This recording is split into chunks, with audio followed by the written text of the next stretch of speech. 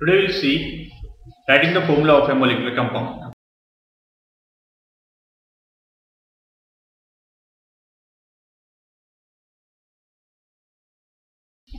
Now, for writing a formula for a molecular compound, it is necessary to know for us electronegative element and electropositive element along with their valencies. Now, first of all, before writing a formula, we have to define valency of ion. You know what is valence electrons? The electrons present in outermost orbit of a element is known as valence electrons. And what is valency? Valency is just a combining capacity of atom with another atom is known as valency of element. If the number of electrons are 1 to 4 in outermost orbital, then valency is nothing but presence of electron. If there is 1 electron, then valence is 1. If there is 2 electron, then valence is 2, and so far. If number of valence electrons are 5 to 8, then valency of that element will be 8 minus number of valence electrons. That is, if number of valence electrons are 6, then valency will be equal to 8 minus 6 equal to 2. So this is just a valency of ions. Now we can list out some common electrovalent positive radical and some common electrovalent negative radical. So first of all, look at the common electrovalent positive radical.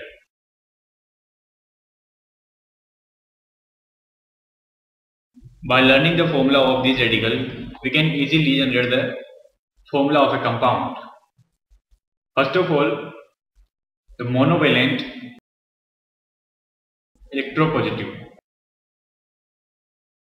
Our examples are hydrogen, which is denoted by H plus, ammonium ion, which is denoted by NH4 plus, sodium ion, which is denoted by Na plus, potassium ion, which is denoted by K plus, cuprous ion, which is denoted by Cu plus, argentus ion, which is denoted by Ag plus, and mercurous ion, which is denoted by Hg plus. You can see here in all the radicals there is single positive charge. That's why they are known as monovalent electropositive radical.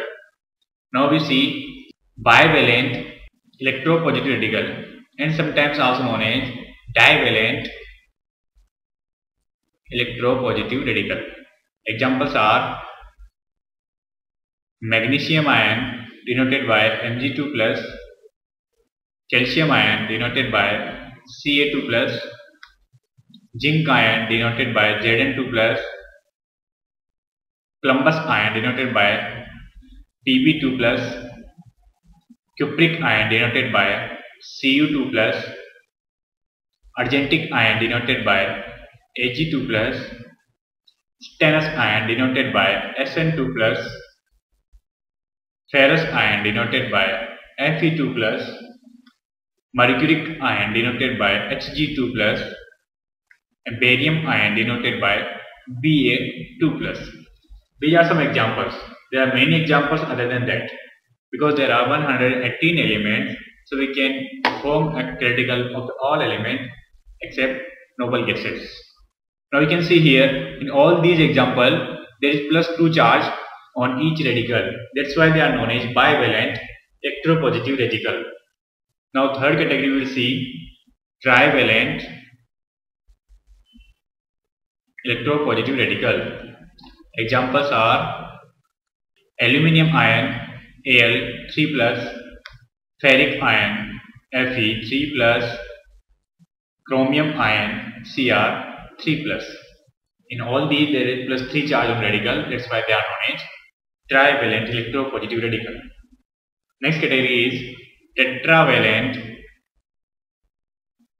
electropositive radical. Examples are stannic ion Sn4 plus and plumbic ion Pb4 plus. So these are just examples of electropositive element. Some of them are monovalent, some are bivalent, some are trivalent, and some are tetravalent. Now we will see electronegative element, electronegative radical.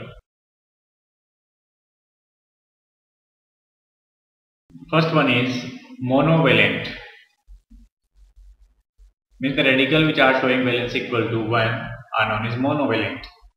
Examples are fluoride ion F minus, chloride ion Cl minus, bromide ions Br minus, iodide ion I minus. These all four are halide ion developed by halogens.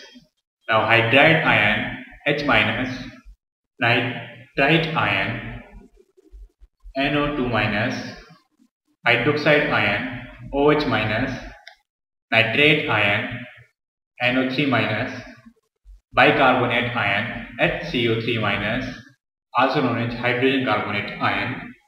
Now bisulfite ion HSO3 minus, also known as hydrogen sulfite ion.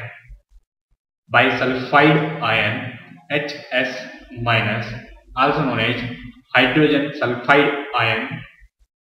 Bisulfate ion HSO4 minus, also known as hydrogen sulfate ion, and acetate ion CS3COO minus. These are monovalent electronegative radical because all these radicals have -1 negative charge. Second category is bivalent electronegative radical.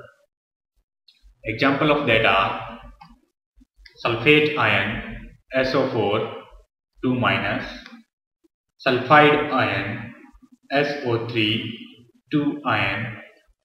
Sorry, this is sulfite ion SO3 2 minus, sulfide ion S2 minus, thiosulfate ion S2O3 2 minus, zincate ion ZnO2 2 minus, oxide ion O 2 minus, peroxide ion O2 2 minus, dichromate ion Cr2O7 2 minus, carbonate ion CO3 2 minus, silicate ion SiO3 2 minus. These are bivalent electronegative elements. The third one is trivalent electronegative element. Examples are nitrite ion N3 minus, phosphide ion P3 minus, phosphite ion PO3 3 minus, phosphate ion PO4 3 minus. These are examples of trivalent electronegative elements. The fourth one is tetravalent, that is carbide ion C4 minus. So these are some common electronegative and electropositive radicals by which we can form a formula of molecular compound. Now, how to write the formula of ionic compound we will see here. There are some steps which have to be followed by you people. Steps to write down the formula of ionic compound. The steps are: number 1. First, write the symbols of ions from which the ionic compound is made. As a convention, the cation is written on the left hand side while the anion is written on the right hand side. So we can say by convention, cation should be written at left hand side and anion should be written at right hand side. Our second step is that the respective valencies of cation and anion are written below their symbols. So write down the valencies of respective radical. Next step is that exchange the valency to make the compound electrically neutral. Next step is that the final formula of ionic compound is then written, but the charges present on the cation and anions are not shown. So don't show charges.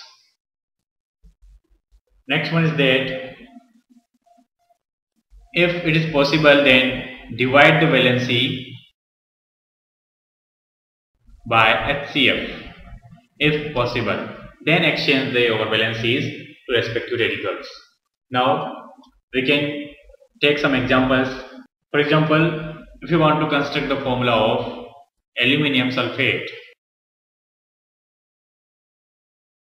now first of all you have to pick up the basic radical and acidic radical. We know that aluminium here is basic radical and sulfate here is acidic radical. So by convention, in left hand side there should be radical of cation and on right hand side there should be radical of anion. We know that radical of aluminium is denoted by Al plus 3 and radical of sulfate is denoted by SO4 2 minus. So we can write according to first step Al plus 3 in left hand side and sulfate ion on right hand side by taking some space. Now there are valency 3 and 2. So here is no requirement to divide these by HCF. So directly we can exchange the valency like that. Exchange the valency of anion radical to cation radical and cation radical to anion radical and put them in their right subscript without taking any charges. So we can say here Al2 and SO4 whole 3. Here we are creating a hole because this is a compound radical, and if there is a compound radical and number of valence is more than 1, then you have to close that compound in a small bracket. Now we can take another example. For example, if you want to construct the formula of potassium dichromate, then first of all we have to pick up the cation radical and anion radical. We know that here cation is potassium, anion is dichromate ion. So according to convention, in left hand side we have to write down the formula of cation radical, that is K plus, and on the right hand side formula of anion radical, that is dichromate ion Cr2O7 2 minus.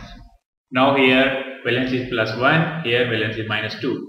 So it is no requirement to divide by HCF. Now simply we can exchange them on their right subscript. It comes to K2 Cr2O7. So this is simply formula of potassium dichromate. Another example is that if you want to convert the formula of sodium carbonate, then first of all radical of anion is CO3 2 minus and radical of cation is Na plus. So here Na plus, here CO3 2 minus. There is no requirement to divide them by HCF and simply we can exchange them. So it will be Na2CO3. This is the formula of sodium carbonate. So these are just examples of writing a chemical formula of any compound.